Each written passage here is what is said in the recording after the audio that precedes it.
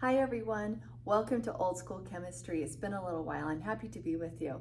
I've had a number of students from around the world ask me, hey, can you please show me how to do a lab report? So I'm going to help you do two things. Number one, set up a lab book in case you need to do that, or number two, just how to write the lab report. They're very, very similar.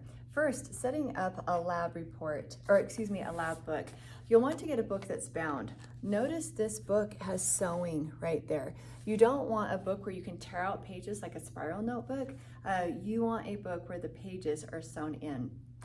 Now, in setting this up, first thing that you're going to do is leave 2 blank pages for the table of contents. So this is one of my former students, actually one of my daughters. She left the first 2 pages blank, and then when she had filled this lab notebook, she went back, paginated, numbered all the pages, and then created the table of contents. So leave 2 pages blank for a table of contents. Next, notice that you write in blue or black pen. Okay, we're going to use pen. Now, if you happen to make a mistake, you simply do a strike through, a single line through the mistake, initial and date it. This is the same thing that we do as professional chemists. Notice that we only write on the right-hand side. I can continue turning pages, and you can see we only write on the right-hand side of that lab notebook. We also do this as professional chemists, so you just as well start now how you would run a lab book in a professional lab. We put all of the data on all of our everything, data, experiment on the right-hand side, because that is supposed to be what's legally defensible. That means if your data went to a court of law, everything on the right page is what a judge would look at. The left-hand page, these would be for tiny notes. I tell my students just don't write anything on the left-hand page. Like once I saw a mouse in the lab, I wrote down I saw a mouse. Or I had somebody visit me from a different department. I wrote down what time they came into the lab. So all of your data, all of the work that you do is going to go on the right-hand side of the page. Let me see if I've missed anything. I made a list for you up here. Okay, very good. Little side note, I am going to put an attachment down below, just a Google Doc. Here's my rubric for how I grade lab reports, and it can help you in writing your lab reports and having a lab notebook. Okay, so here are the components when you're writing a lab report. The first 5 that I have here, I call those the pre-lab. It behooves you to have these 5 things done before you go into the lab. It's going to save you so much time, and you're going to have a much better experience in the lab. So here are your 5 things. First, the title, just put that up top. Then the date. You always write the date that you perform the lab, not the day that you're writing the pre-lab, the day you perform the lab. So my students might do their pre-lab the night before, but they write the date that they do the lab. Next, our objective. The objective needs to be at minimum a paragraph. You're stating your goal and purpose for the lab, and then any theory or special techniques that you're going to be using in that lab. Now on the material list, this is going to include both your supplies and the equipment. So for example, yesterday my students did a hydrate lab. They had copper sulfate pentahydrate, that was their chemical, and then they put down the equipment, things like Bunsen burner, ring stand, ring clamp, those sorts of things. So include both of those.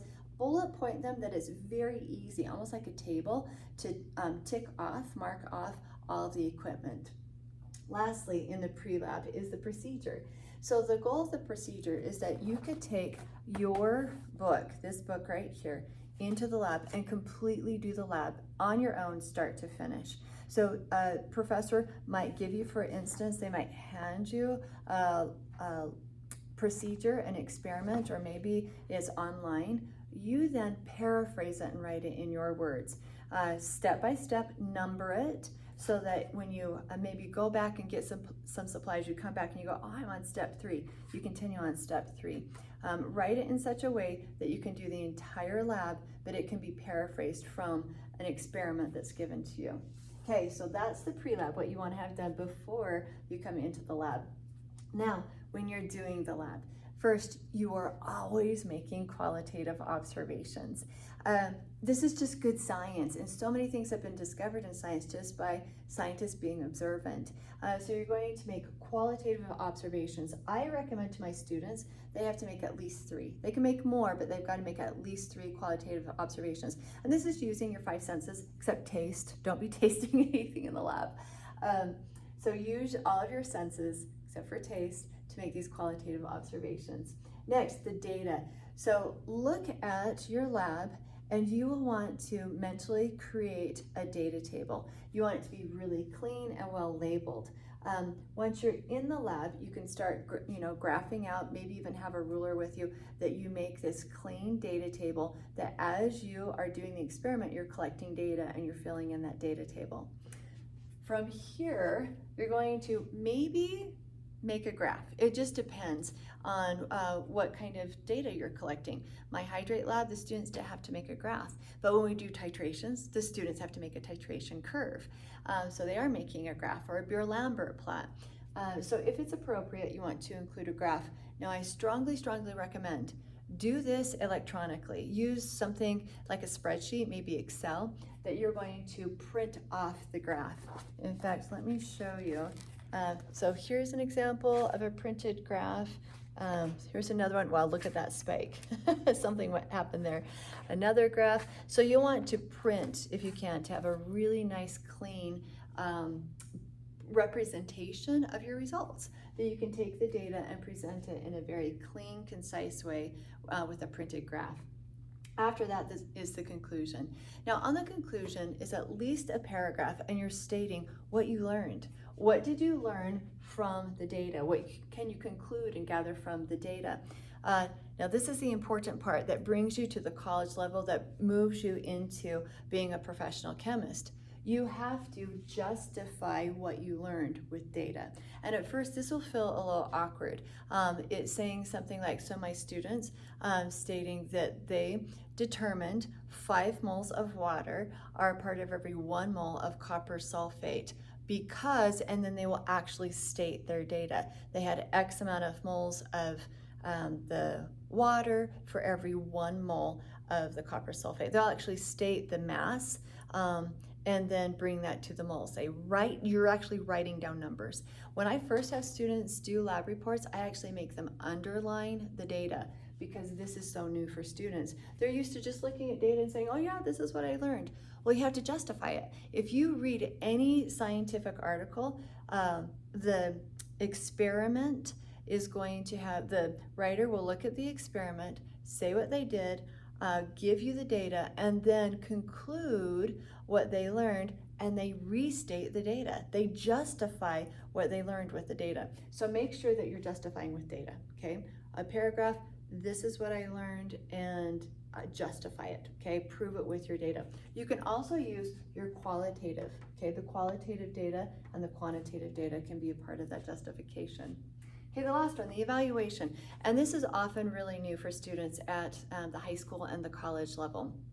If I were to, being a professional organic chemist, go and tell my supervisor, hey, here was the experiment, my data, this is what I learned from it. He'd look at it and say, okay, so what? There's a next step in the scientific process. The scientific process is really cyclical. And the next step is the evaluation. It's twofold. It's number one, identifying what were my errors and limitations. We are never trying to hide our mistakes. We're scientists. We're trying to have complete transparency, open disclosure, 100%. So I'm stating, hey, I made a mistake here. Something spilled, I didn't have enough time, I should have done it again. I'm stating errors and then also limitations. This can include your standard deviation. It can include the precision or accuracy from a piece of equipment that you're using. So you're stating where there were limitations, where there were errors inside of that lab. Then the follow-up, the second part of this is saying, okay, if I did this experiment again, here's what I would change to minimize those errors and limitations and get better, stronger data so that I can do the scientific process all over again. That's your feedback loop to, okay, I'm going to do this experiment again to get better, stronger data, to get more informative data, to do a deeper dive into a specific area. That's what the evaluation is. So here's what I learned, justified with data, and then here's my next step. I recognize these limitations, errors, and this is what I'm going to do to minimize those. This also has to be a minimum of a paragraph. One last little note on this. When you're writing the objective, don't use any pronouns, no personal pronouns. When you're doing the conclusion and the evaluation, you can then engage those personal pronouns. You could say, I learned, or I will, something like that. Okay, very good. Well, I hope you are healthy and happy in your part of the world. Thank you for being here.